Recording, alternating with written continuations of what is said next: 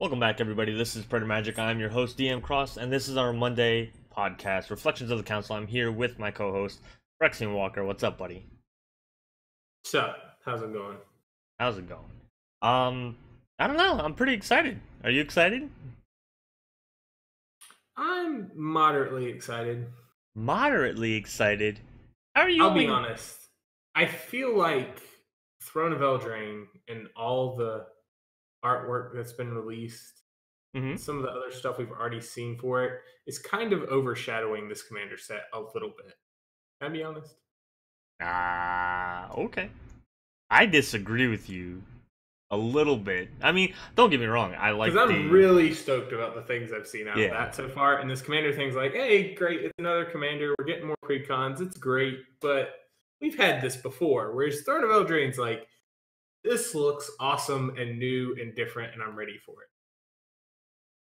I disagree a little bit. I think you can't get fully away from Commander Christmas, which is what we're going to talk about today. Fair. But of course, before we get too much into the topic of today, we do want to remind you guys that we are now sponsored by our friends over at inkgaming.com, which is your game, your style. Make sure you're using the affiliate link down below if you want to get a custom playmat, mouse pad, dice bag, or anything else you might need for a gaming accessory. And you can also use our coupon code, which is Praetor10, Praetor10 for 10% off your total purchase. And of course, you help support the channel by doing so. So thank you very much. With that out of the way, what we've been talking about and what we're going to continue to talk about for the next 15 minutes or so is Commander Precons. It's here. Yeah. Commander Christmas. Even though Phyrexian's not excited, he's Trader. He's going standard with his arena and whatnot. Is that what it is? That's what it is. I mean, I'm gonna lie and tell him that's what it is. So the precons, we are basically right at the beginning of the preview season for the precons. Last weekend, or over the weekend, I should say, they did have Gen Con where they revealed the face cards for all 4 decks, and there's going to be 4 decks this year. There's been 4 decks for I think the past 2 years now, right? Yeah. So it seems to be kind of where they're sticking. They figured out Commander was a 4-player format. Yeah, they have said that they'll go to 5 if they ever need to. But I think until they go back to like doing a colors thing or like a wedges specifically thing, I think that we'll see 4 for the most part, which I don't mind personally. I like Phyrexian said it, and I agree with him. I think Commander is best as a 4-player game because 5th you always get anytime you have an odd amount of players in Commander, you get that one little like situation where it's somebody's getting teamed up on a little extra or something, and it's always awkward. So it's easier to just have either a 2v2 or 2 1v1s or just a little free-for-all where everybody's chipping in a little bit at a time. Yeah. So this year's theme, if you don't know, now you're gonna know, is going to be based around mechanics. There was 4 mechanics chosen, 1 for each of these decks, and then of course the colors combined in order to give them probably the best synergy with that mechanic. The mechanics that were chosen were Madness, which is discard a card to get some kind of effect, and if you discard the card, you can play it for its Madness cost instead of just discarding it. Populate, which is making another copy of a token. Morph, which is paying 3, putting a card face down, and then having some kind of cost to flip it back up, and a lot of times get an effect, or it's just a big creature underneath, and you can do surprise stuff. And Flashback, which is taking an instant or a sorcery in your graveyard and paying its flashback cost to basically get the effect again for a second time. So it's a little bit similar to what we recently had, which was Jumpstart in Ravnica. So those 4 mechanics, very interesting choices. What did you think when you first heard about these choices, Phyrexian? What were you the most excited for and the least excited for? Most excited for Flashback, least excited for Madness. Why? Why are you like this? Why am I like this? Yeah. Because Flashback is just a great mechanic, and Madness was always kind of a meh. Okay. I guess it kind of depends. I've always liked, well, not always. I started liking Madness back when we did Innistrad 2.0, and they had the Madness mechanic come back.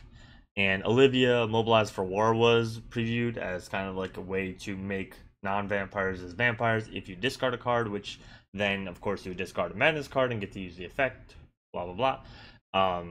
So ever since then I've kind of really liked madness. I tried to do a madness deck, I think, in one of our Praetor Magic videos in season 1, where we did like planar magic, where we each picked a plane, and I picked Innistrad specifically to do Olivia, Mobilize for War, Madness, and then I learned very quickly that the first iteration of Madness was not on Innistrad, which made playing my deck a lot harder.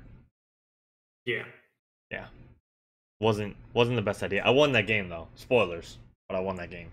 I don't know how, considering I played Tybalt in that game, but you know, whatever. Hey, he had a place and a time, I guess. If there was any respect I ever had for you, it just went out the window. I won that game with Tybalt. That's impressive. You should be more respectful. Nope. Wow. So rude. I don't know. Yeah, I mean, probably for me it would go Madness, then Populate, then Morph, then Morph/Megamorph, then the Flashback. Yeah. Probably the way I'd rank them from, least to greatest. For my level of excitement for them. Yeah. Not necessarily how good they might be. So I think, so full disclosure, this is Monday when we're doing this video, for those of you who watch it or listen to it later, and most of the Morph deck has been revealed at this point while we're doing this stream. We're not going to talk about all those cards, because we're probably going to do that in like later episodes and everything like that. We just want to talk about the face cards right now. And before today, Morph was probably on the lower end for me. I was super excited for Madness. Then probably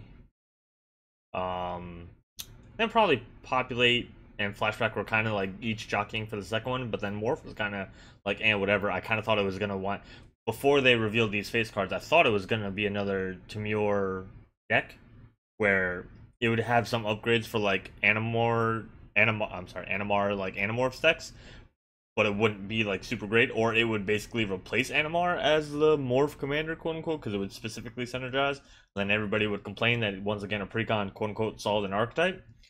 So I wasn't like super crazy about it, and then like, oh, we see the card, oh, we see the colors, oh, we see the abilities, and then like we're seeing all the other cards in the deck today, and Morph is officially jumped all the way up to, I think, my favorite deck. And I haven't seen the other three like fully yet, but it's going to be hard to knock this one out with some of the cool stuff they put in the deck, which I can't wait to talk about, but we're going to have to do that on another episode.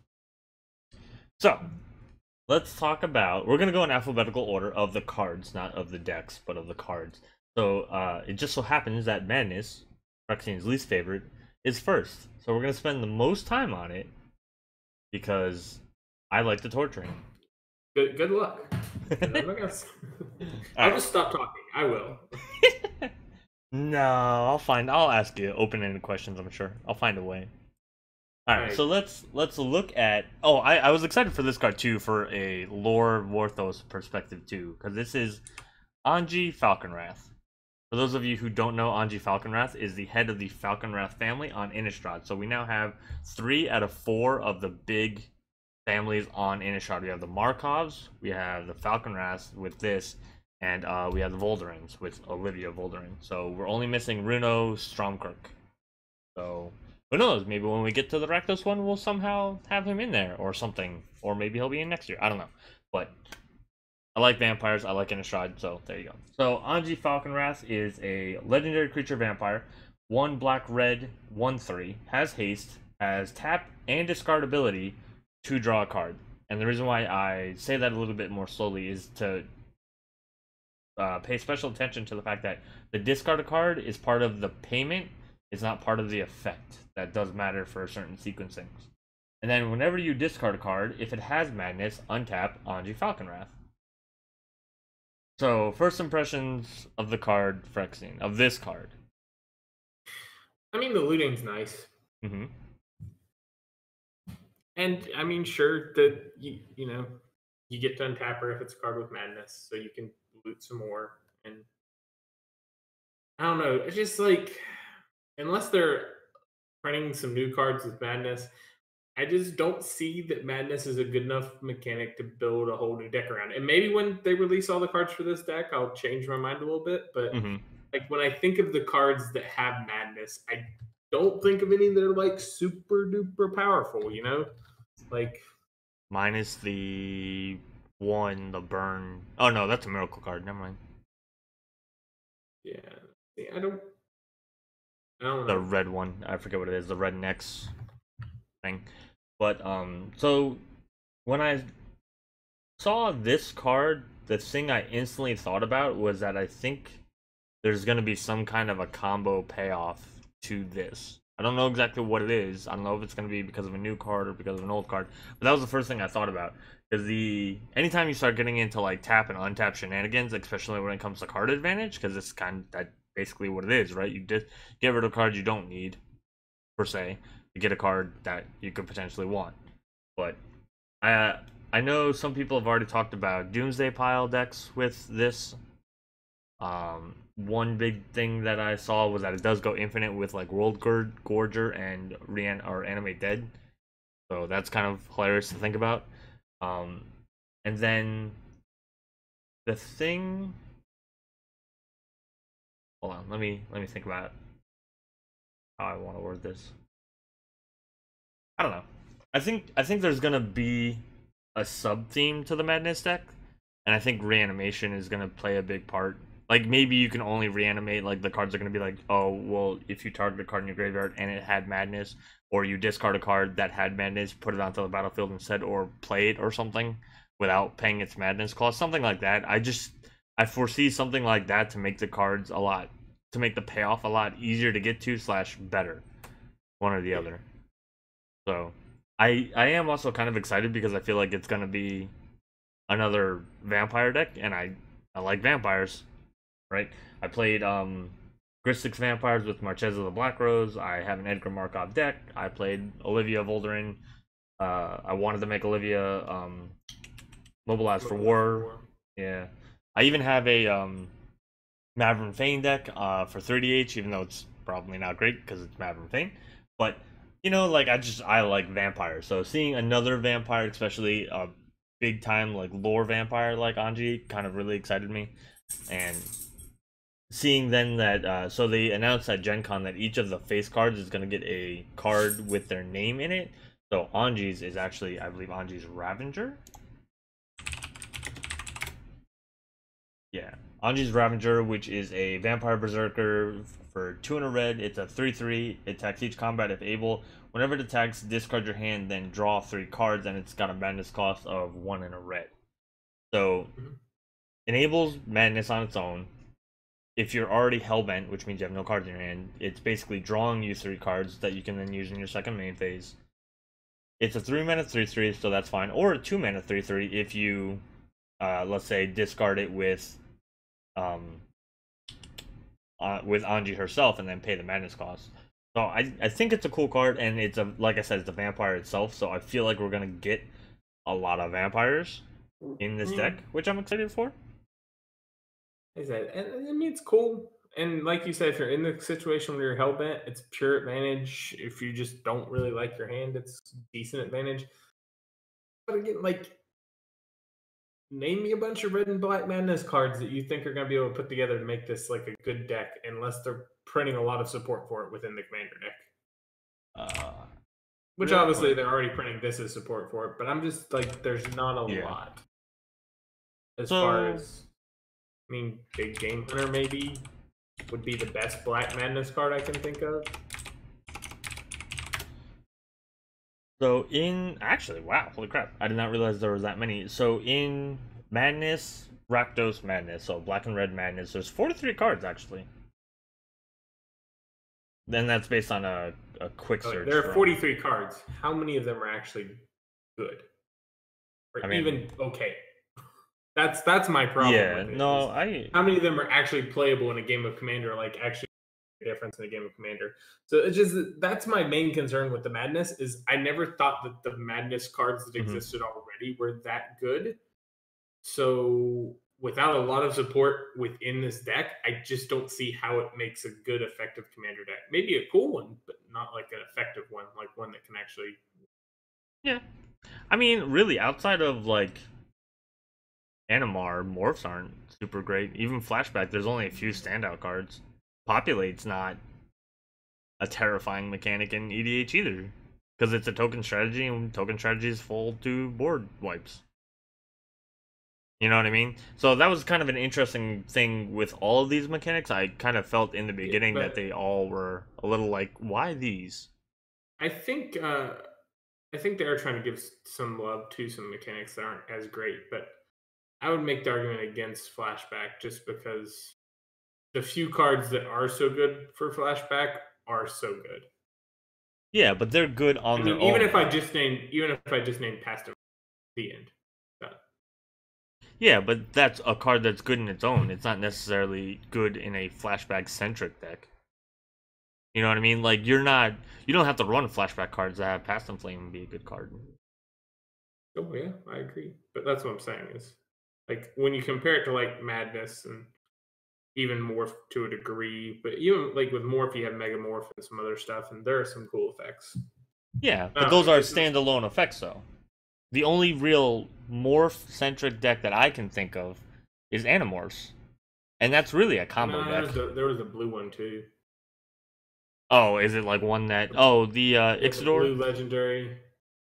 Ixidor, the thing that can like turn things face down or whatever. No, that's one of the cards in the deck, but it's a legendary creature that does more. Hold on.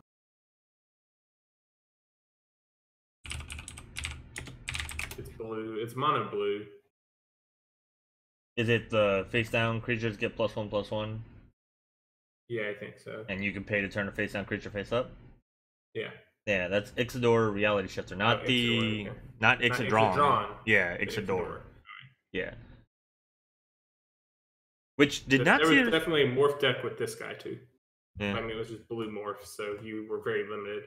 And then you had Animorphs. So I mean, it was a thing before, but we're not to that yet, right? It was a thing, air quotes. We're actually to the next one. Yeah, this guy called Geared. Geared. And I like the fact that Geared, Conclave Exile. I'm not gonna read the whole card because I think Phyrexian wants to, but Conclave speaks to the fact that he's probably from Ravnica. And Populate, which was a Selesnya mechanic, and then he has red. Gear red. I just think it's a funny like play on words thing. Alright, I'm sorry. I'm stupid. I notice little things. Geared Conclave Exile. So for 2, a red, a green, and a white. So he's a Naya card.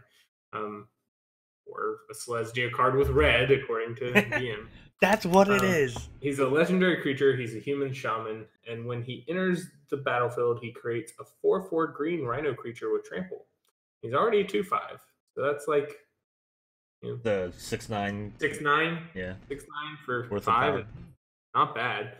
And whenever Geared attacks, Populate, the token enters the battlefield tapped and attacking. So he comes with his own little Rhino pal, and then whenever he attacks, then he gets to make another Rhino pal that's already attacking. Not bad. I think or any other token you have, for that matter. Yeah. So like if you played a Desolation Twin and had the 10/10, I'm sure you're copying the 10/10 and having it attacking instead. Yeah, that's actually what I was gonna say. Is so one of the interesting things that they said on the panel for this when they were talking about all these cards and they were talking about this deck specifically, because a lot of people were, I guess, expecting like, oh, it's just gonna be like a 1/1 token swarm thing. They said they specifically did not want to do the smaller tokens, so it's like you're not gonna see as many 1/1s and 2/2s in the deck. Supposedly, you're gonna see more like 3/3s, 4/4s, and some 5/5s, and like a couple other cards that make like bigger tokens. So that's going to be kind of interesting because I think that's one of the things that when we do think of token decks, we do think of how to make as big a wide field as possible as opposed to just making like a stompy deck. So instead, we want things making like what's the one that makes the 5/5 worms and creatures with flying can attack you? Oh God, the Great Worm something or other. Convergence. It's Convergence. Hold on. That's what we're looking for. Cards like that. Sandworm Convergence. Sandworm Convergence. Yeah. 6 That's what green we're looking green for. enchantment from a monkey. Creatures with flying can attack you or planeswalkers you control. At the beginning of your end step, create a 5/5 green worm creature token. That's what we want. We want to be making big old tokens. Yeah. Big old angry tokens.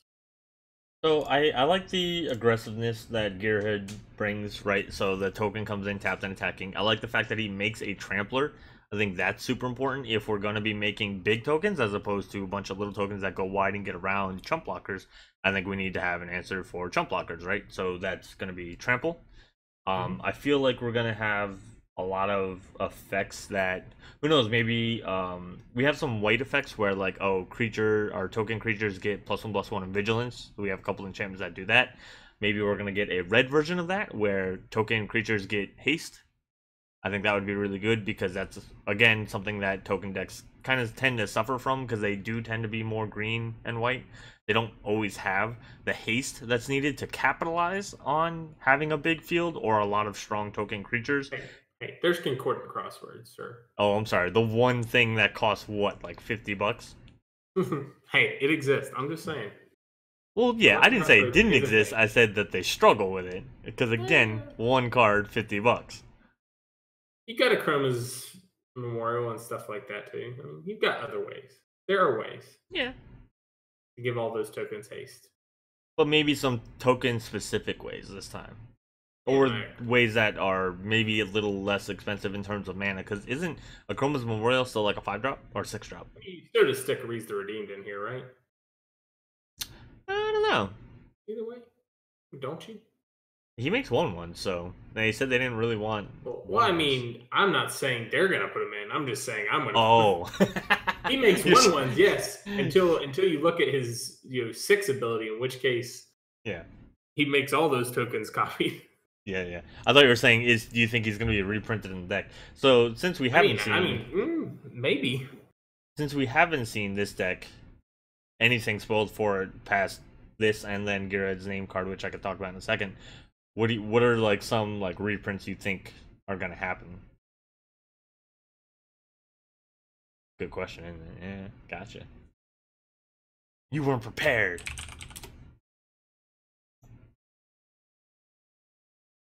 Wow, you really weren't prepared. You're just trying to think of stuff, huh? What do you mean? Oh, did you not hear me? I'm prepared. Well, the belligerents? No, what other cards do you think are going to be reprinted in Gearhead? Oh, I have no idea on that. No, I'm not going to make those predictions. Oh, come on. What about Tangible Virtue would make sense, I guess, but you already kind of mentioned that with the +1/+1 vigilance. Advent of the Worm. Little 4-mana sorcery makes a 5/5 worm token. Could be. These are not typically.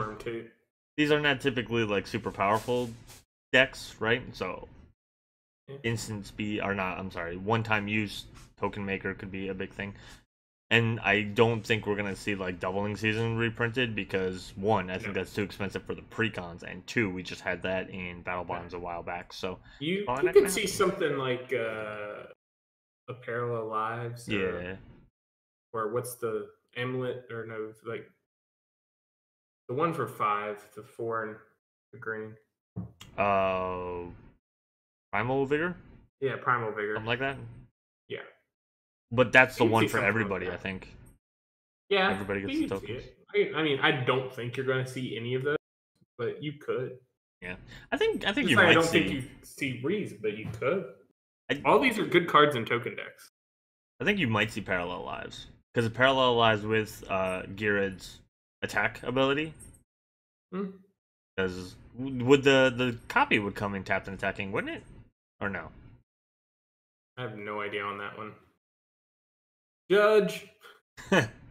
Need a judge. All right, so I did want to bring up Gearhead's belligerence. I believe I said that right. This is Gearhead's name spelled just like Anji had her Ravengers. This one is a sorcery. It's X red. Gearhead's belligerence deals X damage divided as you choose among any number of target creatures. Whenever a creature dealt damage this way dies this turn, populate. So I actually really like this card. Yeah. You could kill a bunch of little like mana dorks or whatever and just like let's say you just have the 4/4 rhinos out from Gearhead. You just suddenly you have an army of 4/4 rhinos. because you populate every time you kill like somebody's mana dork. Somebody did also mention that this would be kind of a cool spell to see in feather decks, because you could have X damage or one of the target creatures from the X damage be feather, and then you get it back. And feather does have some token cards. You have like Young Pyromancer and shit, so maybe could be a thing. I do want to try it. Yeah, I do want to point out that that's not a rhino on the art. That's a boar. And listen here, Gearhod, get off Domre raids. Like he hasn't even been dead that long, and you're stealing his shtick. It's too soon. The poor father.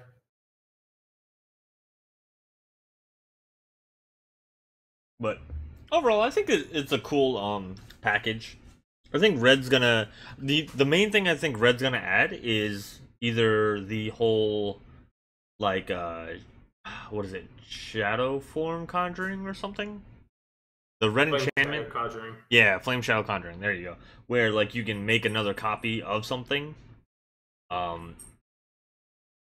So stuff like that I think it's gonna add, but if it keeps that like clause where you exile the token at the end of combat or the end of the turn, whatever it is, it's not gonna be like super powerful, I don't think, unless you're, I guess, populating the token with Gearhead. But then I don't know if you keep the copy of the conjuring copy. I don't know if that made sense. I don't think you would, but I don't know. I'd really just hope for haste. Yeah, I think something that gives my tokens haste.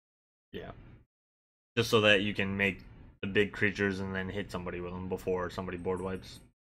Yeah, it's got white. I mean, they could reprint the Fairies Protection. What? You don't think that's a good idea? I think that's a great idea. That's a horrible idea. Why? So many reasons. Fairies Protection can die.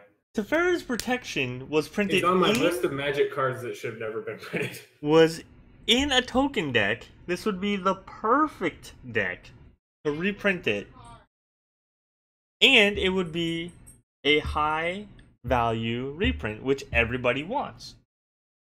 Yeah, too high value for. Wow. So no fetches and shocks for you, huh? I'm just saying, they aren't going to reprint them in Commander Precons. So no Oracle of Moldai for you, huh? Ooh, Rampaging Ballast. That could be in this deck. I don't know why I just thought of that. I think because I just said lands, and it's a landfall trigger. Sure.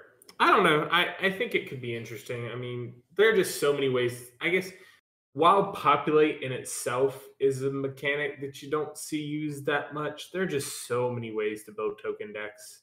Yeah. That this just feels like it's going to be another token deck, you know?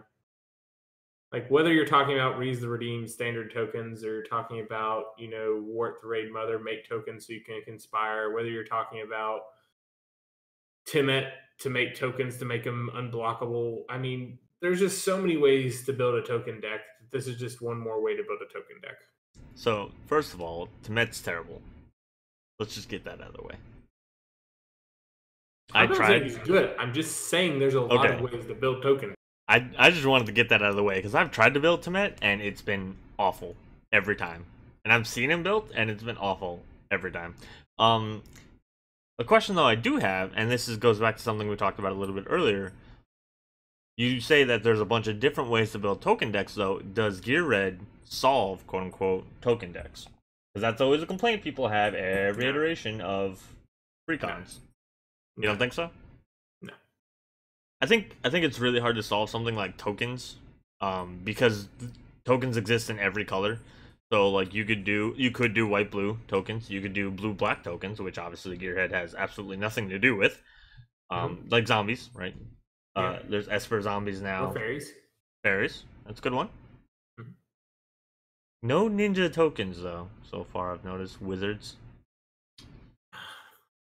I can't do it now without banning Eureka. Always shirking us on the ninjas. I think you'd have to ban Eureka if you made a way to make a bunch of ninja tokens. That'd be awesome. I mean, technically you can, right? Like any kind of token maker, and then you have any of the enchantments where like all your creatures are this type, Yeah. like choose a type or whatever. So it's possible. Like draft or whatever. Yeah, it's extremely possible. I wouldn't be surprised if there was a token ninja deck out there somewhere. And if there's not, come on, people, what are you doing? They have to work really hard to make that work, and then they'd earn it. But speaking of commanders that might solve an archetype, if you really wanted to solve morph, would not the morph commander kind of solve it? Is it better than Animar? You're talking about Kadena Slinking Sorcerer. I am talking about Kadena Slinking Sorcerer. By the way, I'm pretty sure Kadena is a female. Or a woman. Right? Whatever. Sorceress. God damn it. Things like this bugged me. What if you're wrong? What if Kadena is a man? Then that's fine. Then they named it properly. However, I don't know. How do you know that that's a woman snake? I'm kind of going off the name, Kadena, but then again, Naga culture, right? Like, I have no idea. I could be 100% wrong. Could be wrong. It does feel... I don't know. The Kadena, typically, in my experience, would be more of a female name. Anyway. Sakura Tribuilder, I mean, he's a snake, and he's Steve, and it's so, I mean, I don't know that you can assume based on Naga culture. He doesn't have a name. Yeah, he's Sakura Tribuilder, then. So you're saying women can't be elders? Steve. Is that what we're saying? Alright, you know what? We're getting away from this conversation real quick. Probably not in the Naga culture. Anyway. 1 black, green blue, 3/3 Naga Wizard. The first face-down creature spell you cast each turn costs 3 less. And for those of you who don't know, Morph is a 3 generic cost thing to play. Whenever a face-down card enters the battlefield under your control, draw a card. Holy crap. So the very first time they revealed this, I read it too quickly, and I didn't see the first part, so I thought it was just face-down creature spells you cast cost 3 less to cast, like in general, and then every time you put one down, you drew a card, and I was like, are they insane? This is the most broken thing I've ever seen. But no, it's only the first one, so calm down. It doesn't get quite the advantage that Animar does in terms of discounting. But that's true. Again, but its advantage is I would say that's true, but also its advantage is always there. Yeah. Whereas Animar, you find a way to get rid of Animar, they have to restart. Mm-hmm. It might take them a couple turns to get it back to the point where they're free. Whereas with Kadena, it's like you recast her, the first one's free again. And you get the advantage of drawing cards, which is one area that Animar tends to struggle. Yeah. It can kind of run itself right into a board wipe if it doesn't just go infinite and win immediately. Then it can run itself right into a board wipe and have no cards left after that, and then kind of just fizzle out. Yeah, you need additional cards to really get that kind of a value, and you need your Soul of the Harvest and et cetera, in order to get the draw engine going in Animar. Whereas this, it just comes baked in. Yeah, I will say, the commander. So I don't know if it's better than Animar. Yeah, 100%, but it's definitely a different take on it. That's, I'd say, equally as good, maybe. I think a huge factor in whether it's better or not comes a little bit in the colors. Because Animar to Kadena, you lose red for black, and I have to say that's an upgrade. You know, just thinking nothing of what the colors do for morphs, right? There's not even that many red morphs, to be perfectly honest with you. There's a chroma, and then what else? Not sure. Right? So, if there's stuff out there, then yeah, I'm not saying there isn't. But my point is that they're not even, like, that great, I don't think. I can't think of, like, the important quote-unquote morph cards in red. But, and not to say that black does get that much more either, but I just think that black typically brings more to the table than red does in most decks. You know? Oh, color bias. Yes. I don't think that needed to be said. Look at, first of all, we have cards up here representing us. What does your card cost in terms of colors, and what does my card cost in terms of colors? My card costs nothing in terms of color. It costs me paying life. That's not technically true. Phyrexian mana is also colored. What is the Fine. color identity of your card? It's green black, perhaps. There you go. So I didn't think I didn't think saying red not as good as black was gonna come off that surprising to people who have seen this before. I mean, I think this is, I just looked it up. They're like 5. 30 some for Really? both, basically. For red and for black. But you can, they're playable. 30 some for red, 30 some for black. Morph cards? Holy crap. Yeah. Like right at 30 for both. Jesus. Minusing the ones that aren't actually morph cards, or just say like Terramorphic Expanse comes up when you search on Spyfall. But obviously that's not a morph card. You don't know. I don't know. I think I don't think this solves morph either. I think this just presents a very different way of doing morph. Because we were talking about that with the populate deck and a little bit. I mean, I don't know if you can solve madness for commander. Because really the only other commander I can think of is, again, Olivia Mobilized for War. I'm sure there are other commanders that do it okay-ishly, like just discard tribal type stuff, and I'm just not thinking about it. So, will Anji solve quote-unquote madness decks? Probably, as much as you can solve a mechanic that's not very prevalent in the format. But you can say not good. It's fine. You're not good. But I don't think this is going to solve... I think you're still going to see Animorph decks even after Kadena comes out. Unless something super broken comes out somehow out of this. But, like, I don't think... Because Animar, you can just get down to paying 0. Just straight out free morphs. Kadena can't straight do that. I think Animar is more using them to get to a point where you can, I don't think Animorph card decks really care so much about the morph cards as they just care about, hey, if I cast all these free creatures, then I get these giant other cards for free now too. Well, I mean, the main win con, as far as I've ever seen it work, and I've played Animar myself, the main win con is to get Cloudstone Curio out, make it so that your morphs cost 0, bounce them back and forth, and then have Perforos out. Like, that's how you just machine gun people down. Or just an Ancestral Statue. Yeah. So it's basically like the morphs are kind of the fuel you need to do it. Or just like Eldrazi. Well, it's one or the other. You have to be able to... Eldrazi usually doesn't run very much morphs, though. Well, no. Just in the fact that you need to have something that is just straight colorless. Or straight you can also just do it over and over again with Cloudstone Curio or Ancestral Statue and get Animar infinitely big, and as long as they are, a white or black deck, you just go bam, you're dead. Commander damage. Peace. Yeah, but I think the Perforos is a little bit more resilient of a way Perforos to kill people. Perforos is definitely the preferred way of Animar decks to win, I think, but they have other avenues for victory, but Perforos would be. But like I said, in that deck, it's not so much using the morph cards for what the morph cards can do. Using the morph cards as an in to use Animar's ability to get where Animar wants to go. Yeah. And I think this will be, if someone builds this deck, like for morph, you're going to be using the creatures a lot more. Yeah. Than you're just using the ability.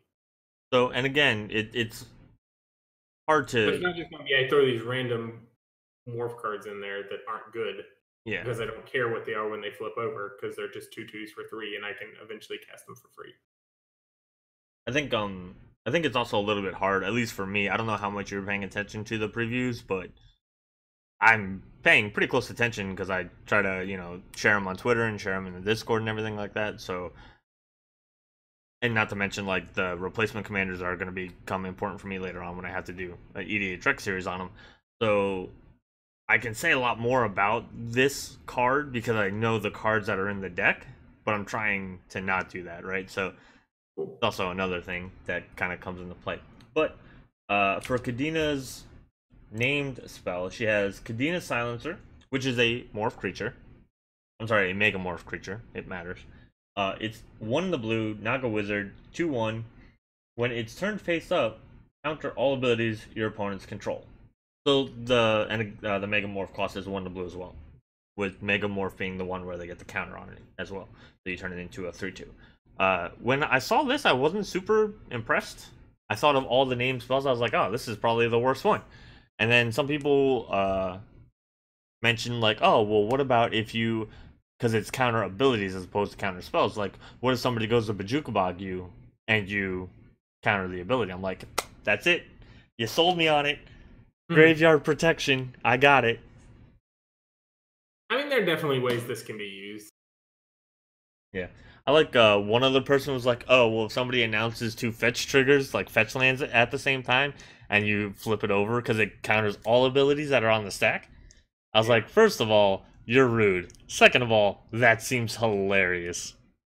I mean, yeah, you can catch people shortcutting and stuff with this pretty badly. Like, I'm just going to put this on the stack and this on the stack and this and this on the... Oh, oops.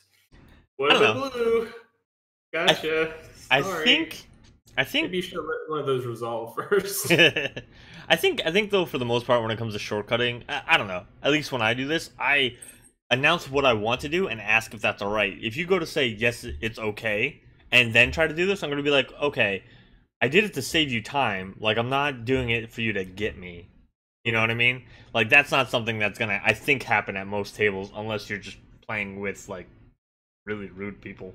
Like, I'd say that's more true in paper than like MTGO or like online. I could see that happening. Oh, people yeah, try to put a bunch of things on the stack to speed it up, and then they're like, "Oop, silencer."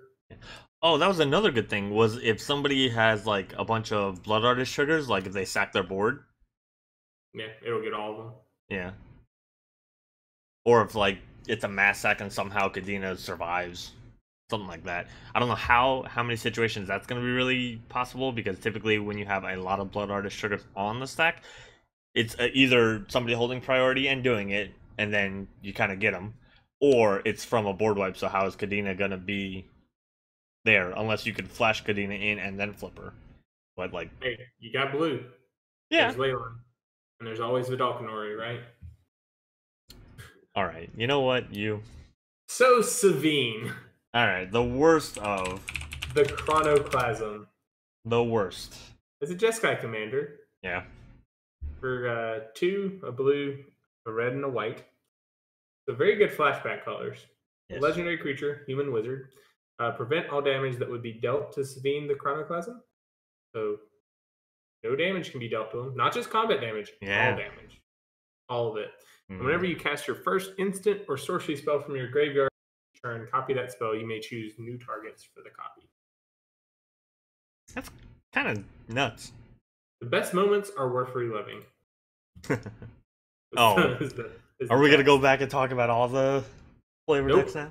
Nope, just this one. All right. Well, bias. I liked it. No, I like the flavor text the most. Not just that I like the card. Okay. Yes, that too. And it's a 2/2. Yeah, it's a 2/2. Yeah, 2/2. I mean, 2/2 for 5 mana sucks, right? Come on. Well, I mean, it's a nearly indestructible 2/2. I mean, really, destroy effects and -1 counters or minus effects. That's pretty much all that kills us. And exile, I guess, like targeted exile. Yeah, I mean, you got ways to kill it. It's not unkillable by any measure, but I don't know. It's in the colors of the hardest to kill commander in like the entire friggin' game. Who's that? Arset. Don't you who's that at me? I can't believe you actually answered with your stupidity. Don't you who's that at me? You knew. Baldor still listens to this podcast. He knows. Yeah. I don't know. Like it's so. This is again like so. The way you felt about the Madness one, I couldn't. Like, what are the huge payoffs that you get with this card from Flashback? Because like Past in Flames, it doesn't matter if you copy that. I want them to reprint Catalyst Stone. The what? Do you know what Catalyst Stone does? I have to look it up. Catalyst Stone is a 2-drop artifact, and Flashback spells cost you up to 2 less, and Flashback costs your opponents up to 2 more. Interesting. I think that would be a great card to be reprinted for the deck since it's all about flashback. I don't know if they'll do it or not, but I think it'd be a great one. There are cards, Tackling Counterpart, Deep Analysis is another good one. Yeah, I mean, like, they're good value cards, but, like, what's Devil's Play? Is that the one where you get, like, the X1/1? X damage. No, it's X damage to target creature or player for X and red, and then for X and 3 red, you flashback. And so if you're copying that, then that's that much more damage that you're dealing to target creature or player. That's a good one. I mean, yeah, you got the new Echo of the Aeons that just came out, right? Does that have flashback? Yeah, it has flashback. Oh wow. It's for 6 at first, so it's a really bad time twister, and then when you flash it back, it's an actual time twister. So you can get that and do it twice. You've got Faithless Looting, obviously. Yeah. One of the best flashback cards. So I don't know. What would there are a lot of good flashback, like a Yeah. lot of good flashback cards to play with this with. Even like increasing devotion and stuff if you want to go the token route. No, there's already a token deck. Well, I know, but if you want to do that here too. No. You can't both do the same thing. That's boring. I really don't know exactly how increasing, because that's the one where you copy the instant sorcery spell, and if it was cast from the graveyard, you copy that spell twice instead. Yeah. So if you copy it and then get a copy of it, do you get 4 copies of the spell? Or do you only get 3? Devotion? Is that what you're talking about? Increasing Vengeance. It's copy target instant or sorcery spell you control. If it was cast from a graveyard, copy that spell twice instead. You may choose new targets for the copies. So would you get? You'd get 4. You get 4. Yeah. If this is your first flashback to target a spell, this effect will. Yeah, so this effect, if you put all the 2 copies of Increasing Vengeance on it, it would be... I don't know, because I guess the copy's not technically cast from a graveyard, right? So maybe you only get 3. That's what I was wondering, if you just got 3. Yeah. Because you still get the base effect of copy. Yeah, I think you only get 3. I'm not sure, though. Well, that's the thing about flashback. Is there just a lot of quality cards with flashback? You know what? In order to copy the instant or sorcery, you have to put it on the stack, right? Mm-hmm. Oh, you're not talking about copying a flashback card, though. Okay, never mind. I'm talking about using it to copy something else, and how many times would you get it? Yeah. 3 or 4 is the easy answer, depending on how the rules work out. I think it's 3, because the copy cast... So the copy isn't cast, and it's not from the graveyard. It's a copy of the trigger, but... Oh no, I guess if you're copying the trigger, yeah. Maybe it is 4. I don't know. Stop making me think. I don't know. I don't know either. Judge, tell us on that one too. If you reiterate this when you flash it back, what do you get? Because that should be the same thing, right? If you reiterate the spell, if you reiterate Increasing Vengeance flashback, shouldn't that be the same thing? No idea. What are you even good for? Asking the questions and then not giving the answers.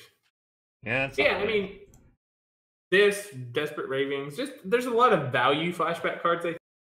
Yeah. With them, and then you find other ways using those value cards to win. So you don't have a payoff, is what you're telling me. Gotcha. No, there are definite payoffs. No, you just said you have to find another way. Yeah, but the value is in itself a payoff. I mean, no, yeah, you're right. You're right. I'm not gonna argue with you on that point. Yeah, value in itself is a payoff, and there's a lot of value with this card. I mean, even just the fact of the 2/2 that the body's so hard to remove. Mm-hmm. You know, like that alone is pretty good value. I think the 5 cost is gonna be kind of the prohibiting thing. Because how long? So flashback is one of those things where I think none of the other decks have this problem necessarily. flashback is a thing that is limited in your deck, unless they print something to get your flashback cards back from exile. Because when you flash a card back, you lose it, right? Mm-hmm. So that's kind of the only thing I've been kind of iffy about this, is that like the commander to like amplify what you want to do with this effect costs 5, so you're already gonna wait as long as the the 2/5 that brings out a 4/4. Like the other 2 commanders in the set cost less than that, and the other one equals it, or the third one equals it, and has a little bit more, like, I don't want to say has more value, but it has like more stats coming with the cost, I guess. Yeah. So I don't know. You know what I mean? Like, you have to have something. Either this is going to be the aggressive deck, which would be surprising with a populate deck, and even a madness deck, or there's going to be some kind of there's got to be some kind of way to get your flashback spells back. Well, maybe Sabine's Reclamation gives us some hint on this, which is for 2 and a white. It's a sorcery. It says return target permanent card with converted mana cost 3 or less from your graveyard to the battlefield. If this spell is cast from a graveyard, you may copy the spell and choose a new target for the copy. Yeah. Which, with Sabine out, means that you get another copy if this is the first spell you flash back. Mm-hmm. So, but even this is this is you getting permanents back. Yeah. So I'm curious what the end game is going to be here. Because if it's just, I don't even know like what to speculate about, because what are the big important permanents that you're gonna want, unless they're combo pieces, maybe. Yeah. Which isn't impossible, but I don't know. I feel around here. What's up? So there's got to be some combo pieces around here. Oh yeah, especially 3 mana or less combo pieces, I'm sure. I just see this in the morph deck to be like more value oriented decks. Yeah. Like, gravitate more to that, and I guess an argument could be made that madness is sort of value, but I think it will kind of value matter. Just unless they print a lot of other cards, I just a lot because the madness cards aren't that good. Yeah. But they might print a lot of cool madness cards, and then I'll be like, hey, yeah, maybe this will work. Yeah. Maybe what they'll do is they'll reprint some of the already good flashback cards with, again, like the support to make it more coherent. Whereas with Madness, it's like, we'll just print better Madness cards because, again, I think there's going to be like a little bit of a sub-theme of reanimation to the Madness deck. That way, even if you do have to... Yeah, I think there'd have to be. Yeah, that way if you throw away something that you could potentially really use, like, hey, animate dead on, whatever the card you just threw away, so it's basically paying 2 instead of paying... Huh? It's animate dead on Void Winnower. Let's not. It's reanimate on Void Winnower on turn 3. 4. No, think has haste. Yeah, but then you don't have the 2 mana to You play a Signet on turn 2. That's only going to get you... I mean... Rakdos Signet on turn 2. And then you drop your land on turn 3. Activate the ability, discard Void Winnower, and then reanimate it. You're the worst. That's my new goal with the Madness deck. I'm not going to use it for Madness. I'm going to use her as a pure reanimator. Rakdos Reanimator. To reanimate some of the most awful cards you could possibly think to reanimate. You're the worst. You're Too bad they banned Diota, because that would go in the deck. Yeah, no, it wouldn't. It's not even in the right colors. Yes, it would. I'd find a way. How? What are you gonna do? Edgar because Markov, it's one of the most Vampire? awful cards in Magic to play against that you could possibly reanimate. You're one of the most awful cards in Magic. I don't know, but that's my new plan for that deck. Forget Madness. Forget that ability entirely. Just lose her as a loot commander to try to get big dumb things in the graveyard as fast as possible, and then reanimate them and make people miserable. You're the worst. She's not a Madness commander. She's a reanimate commander. There you go. Now I'm behind her 100%. I kind of figured you'd be behind her just in general about putting stuff into the graveyard. Yeah, I mean, even if you're I not guess I behind, got too distracted by the text that said something. Yeah, but even if you're not behind the text that says anything about Madness, even if you never get a free untap with her, like you're putting a card, you're choosing a card. It's not like discard a card at random or anything like that. You choose a card to put in your graveyard into your extended hand to put a new card into your hand.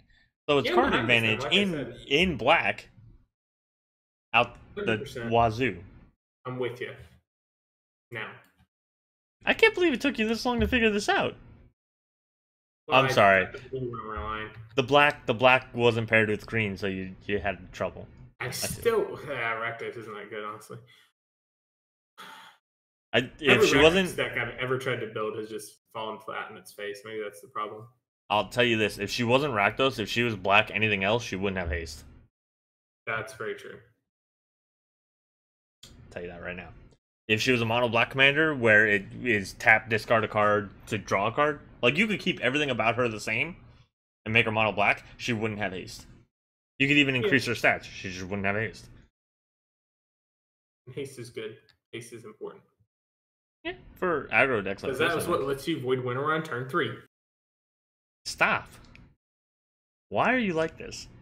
This is the new goal. Get ready for it. Oh god. Well, on that note, this podcast is over.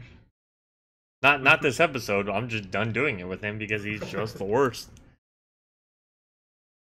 But so those are our initial thoughts. So we're obviously gonna have to come back and look at these as the full decks come out.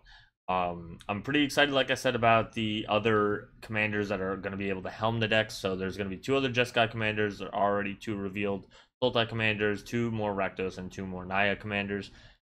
Because, again, I'm going to write a series on these for EDH Rec. Make sure you check that out over at edhrec.com. You can find me under DM Cross, not just Seth Cross. I don't think I have any other final words. You have anything you want to say specifically about this set or these cards? That you haven't already said? I've said a lot. You did say a lot. All of it awful. Only some of it awful, but I said a lot. I think it was all awful. I think you're the worst. Alright. Make sure you guys do join us on the public Praetor Magic Discord. There's a link to it down below the video or audio, depending on what you're listening to. If you want to join us, make sure you come out on youtube.com/PraetorMagic/live every Monday at 9 p.m. Eastern Time, except for next Monday, which is going... No, not next Monday. The Monday after that. The Monday after. The 19th. I will not be here because me and Danny are going to be out in Vegas. We are preparing for MF Vegas or GP Vegas, whatever they're calling them anymore. I think it's Magic Fest Vegas now. So if you're going to be at Magic Fest Vegas, find me on Twitter at DM_cross and come hang out wherever we're sitting. We're going to probably be in the Commander area the entire 3 days. Thursday, Friday, and Saturday. So you can also find us on twitter.com/PraetorMagic, facebook.com/PraetorMagic, instagram.com/PraetorMagic. Why do I feel... Oh, and youtube.com/PraetorMagic for those of you who are listening to us in audio podcast world. And of course, if you do want to find us on any podcast platform, just search either Reflections of the Council or Praetor Magic. Remember again to visit our sponsors over at Ink Gaming for all your playmats and other cool gaming accessories, your game, your style, and use that Praetor10 coupon code to get your 10% off. And until next Monday, because we will be here next Monday. We won't be here the next Monday after that. We will be here the 12th.